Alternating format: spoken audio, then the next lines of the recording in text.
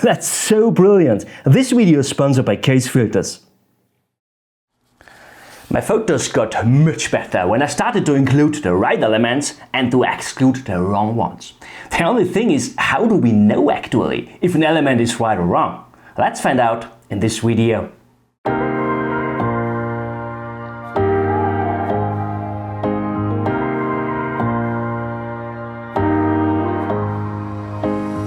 Hi my friends, very nice to see you. I got quite an interesting question from Mary recently, and Mary wants to know, I often struggle with nature's mess, what to keep and what to crop in a composition.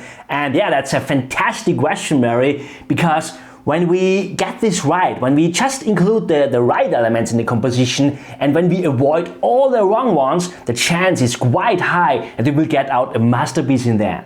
So what are the right and what are the wrong elements in a composition? First of all, we should understand that in general there is nothing like a right or wrong in art. And we are talking about fine art photography here today. We will not talk about taking snapshots, holiday photos or proof photos that we have been there, something like that. We are talking about fine art photography, and there's simply no right or wrong in art. So it seems that we could do whatever we want, but, and get this, there is a right or wrong related to our narrative. The things we do in art have to make sense to our narrative. And this is my first tip, by the way. Before you even just think about building up a composition, think about a story or a message, anything your image should say. It could also be just a topic, by the way. Whatever it is, we need to define our narrative. And the easiest way here is think about the reason why you are actually wanting to photograph the image. Because what I often see in my workshops is photographers spot a beautiful scene and then they just grab the camera and capture a nice scene without thinking about the story. And ultimately, they don't know what to include and what to exclude in their composition. I mean, everything is beautiful out there, but not everything makes sense in our composition. The image should make sense. The image should convey the story of the subject or even of the scene you want to photograph. And the highest goal you could set here by yourself here is to photograph the soul of the scene or even the soul of the particular place. I see this quite often, that photographers tend to use always the same focal lengths, maybe the widest lens, even on the shortest end, all the time. But it is better to go for a focal length that includes just those elements that really add to your story. And on the other hand, it is also not a good idea always to zoom in or to go extreme close to a subject to exclude too many elements. How many elements we should include into our composition depends totally on the story our image should convey. Let me show you an example. This tree here, for instance, is a nice tree. The mossy boulders are amazing, and the fact that the water comes out underneath the tree is just outstanding. The image is quite clean and it works actually, but it is not brilliant. It doesn't tell the whole story of that place. I didn't photograph the soul of the scene here, the soul of the place. But by zooming out and taking additional elements into my frame, these curved logs here, that fallen one log, the boulders and the waterfall in the foreground, that all shows a bit more of the environment of my subject, the tree back there. And this composition shows much more the soul of this place, whilst the other one was just a portrait shot of a tree. Again, there is no right or wrong actually, but when my goal is to photograph the soul of a place, the second one in that case is a much better image. I simply brought all the elements into a relation to the narrative. Or in this image here, it was a quite foggy day and usually you would have a clear view back to the beautiful mountain face in the distance. But due to the fog, we can see just a tiny bit of that mountain face back there. I had to wait quite long to get this little window up there, but it was necessary, even essential for this composition, to include this little part of the mountain. I included those mid-ground trees here at the left and at the right side, and we have this nice repetition back there to the distant fog as there are more trees. There had also been more mid-ground trees to the left and to the right as well. Yeah, there was a big woodland, but I excluded the other trees because they had just made the composition more complex without any value for the viewer. And due to the quite close crop, they just indicate that there is more woodland. So the trees here fulfill their job. And that's the point. Every single element in the composition has to fulfill its job. In this case, there is no need for more trees or for a wider view.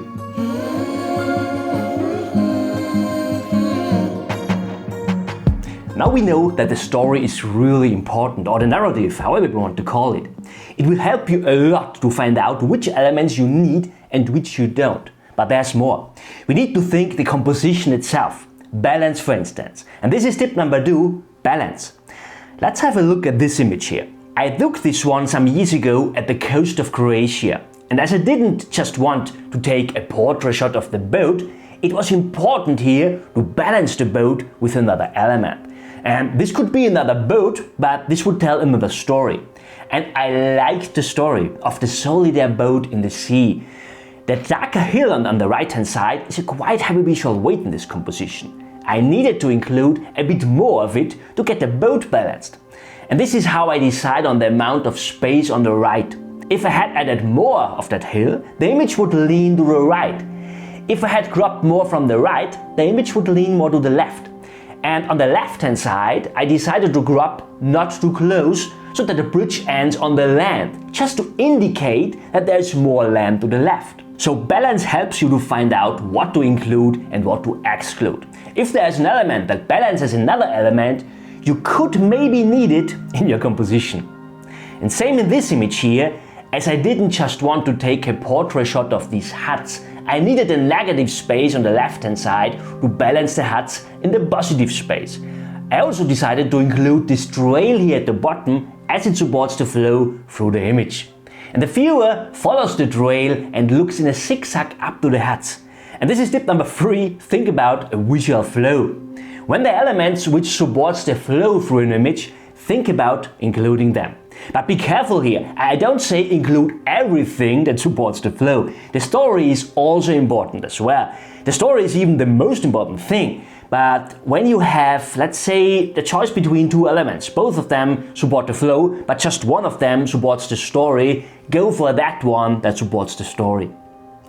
In this image here, the mossy logs add to the story. Yeah, I mean, it is a mossy deadwood at a waterfall, but they also lead into the frame and they lead up there to that waterfall in a zigzag line. So they support the flow through the image.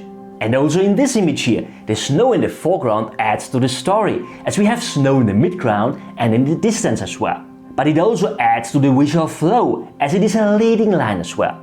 Actually, this image wouldn't work without this patch of snow. By the way, this image is a good example that it is not always a good idea to zoom in more. Sometimes it is even better to go wider and to include more things. Because when we look at this image here, for instance, I picked out just a part of the scene. Yeah, we simplified the scene with that too, but the image doesn't show the soul of the scene. The wide-angle version does instead. But the image just works because really every single element in this composition adds to the story. And there's even more. But before I will tell you that, my friends, if you like this video, please give me a thumb up. You know, it helps me, it helps the algorithm, and it helps also other photographers out there to find this video better on YouTube. Thank you therefore.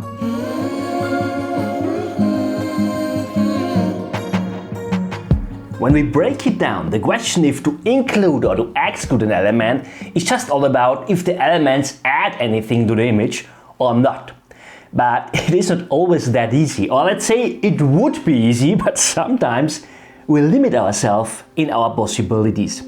Let's have a look at this image here. I have to say today I like this image of this enchanting hut in front of some trees with that amazing fog.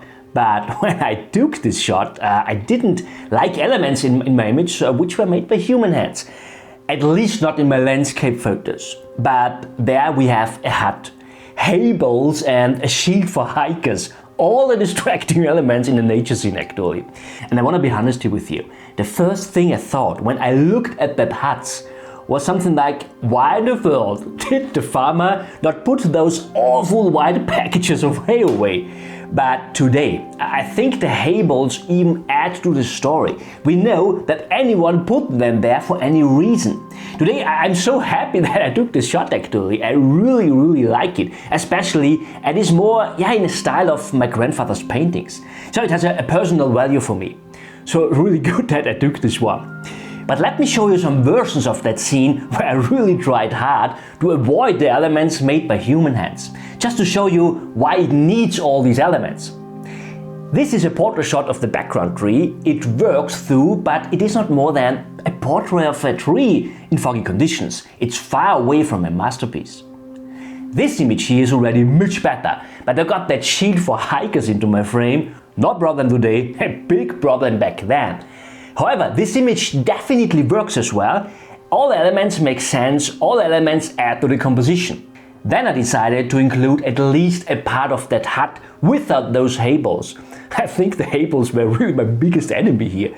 I used the fence to lead into the frame, and the only thing I don't like in this image here is the empty space between these two trees here. Yeah, that's sad, otherwise the image would be quite strong, I have to say.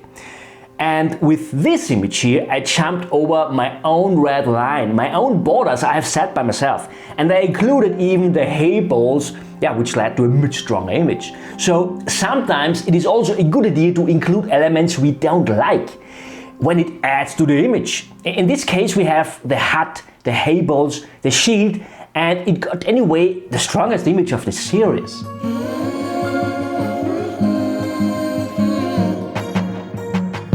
There can be so many reasons why to include a particular element, but in case there is no reason for including an element, it is better to exclude it, especially when the element distracts the viewer. And that's not always so easy. I took this shot here recently and the timing was just perfect. But the composition was just almost perfect, but almost is usually not enough for a masterpiece. Actually, there's just one thing that doesn't work in this composition, and I will tell you in a minute what it is. It is just as the rest of the image is so fantastic. Composition, weather, light, timing, you have no idea how much this image really hurts. There's just one element that kills this image, and this is the left bottom corner. Now, the idea of this midground layer of trees in this composition is to break or to slow down the view back to the distance. And also to engage the viewer with some details in the trees. That's all given, that's not a problem. But the trees should be arranged in a way that really every single tree adds anything and looks pleasing. And when we look through the trees now, this is really given for every single tree. Really every line makes sense here. Just that very left tree, it is too messy. It had been better to exclude it. But I had to include it because I wanted to balance that tree on the right hand side. Due to its contrast, it's a quite high visual weight in this composition, and I wanted to give it a tiny bit space to breathe to the right. This works through, and this is even quite good, I have to say, but with that gap I had to find a balance to the left side of the image, and so I tried to do the same on the left side by adding this gap. Same concept on both sides. But it doesn't work here. The left gap is too messy. And I think I mentioned that in the video where I took this one. I will link it up here for you that you can watch it after this one. Now, meanwhile, I found a way to rescue this image in post-processing just with Lightroom. And this was even quite easy, to be honest. All I had to do was I had to grab in from the left side to get rid of that gap. And I have to say, that really works. Yeah, that's good. Just quickly, why does it work? Because it doesn't always work in that way. Now, the line of trees is not balanced anymore through. There's still a gap on the right side. We could crop in from the right side, but I don't want to have that darker tree close to the edge. And I also want to give that peak up there enough space to the edge. But I thought deeper in this composition meanwhile, and there is no need to crop in from the right. It works just with cropping in from the left. Because the left-hand peak is already a quite high visual weight, which balances the gap on the right side. The image leans even a tiny bit to the left because of that left mountain. But this is not a problem at all, as it supports even the drama in this image. So in this case I was able to rescue this image. I can even offer it on my website now as a fine art print. I didn't do that before just because of this one stupid corner. So really important. Think about every single element in your composition. Do they make sense? Do they all add anything to your composition? And if not, or if an element even distracts the viewer, exclude it.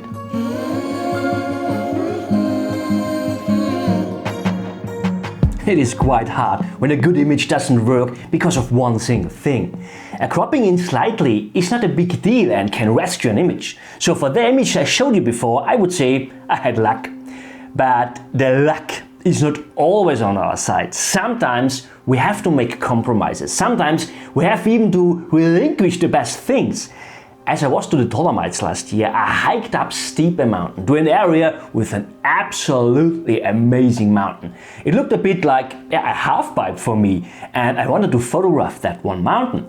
But as there was a heavy thunderstorm arriving, that's quite dangerous high up in the mountains, I didn't have all too much time. I just looked over that kind of half-pipe mountain and I got this shot. With a lot of things which don't work. Yeah, the spectacular thing is definitely the half-pipe and the fact that it got amazingly illuminated, while the foreground got dunked into shadow. That's really a nice contrast, isn't it? Now, the half-pipe itself works in this image, but the field of rocks down there doesn't. It is simply too messy, and the sky also doesn't work. I managed to get the clouds almost in a way that they are at least well placed, except by those at the very left, which are simply too close to the edge.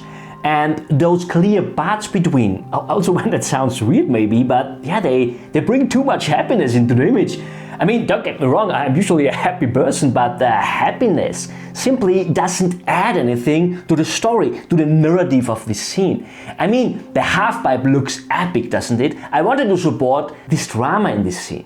So I waited a bit to get the clouds more up there, but then the right part of that half-pipe was not illuminated anymore. And the solution was finally, and that was so hard, the solution was to relinquish the right part of the half-pipe and just to focus on the left-hand peak. Including that additional rock at the left bottom corner also helped to anchor the image. We have this nice diagonal now. The sky still indicates too much happiness, but all in all the image works much better.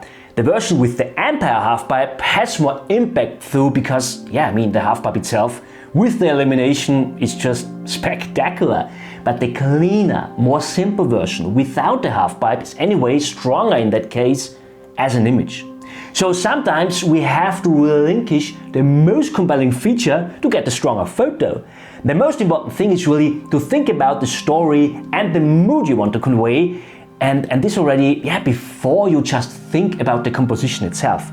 And I made already a video about storytelling, by the way, especially for landscape photography, and I will link it here for you. My friends, I hope you liked this video. If yes, please give me a thumb up, and don't forget to tune in next week. There will come a fantastic video as well.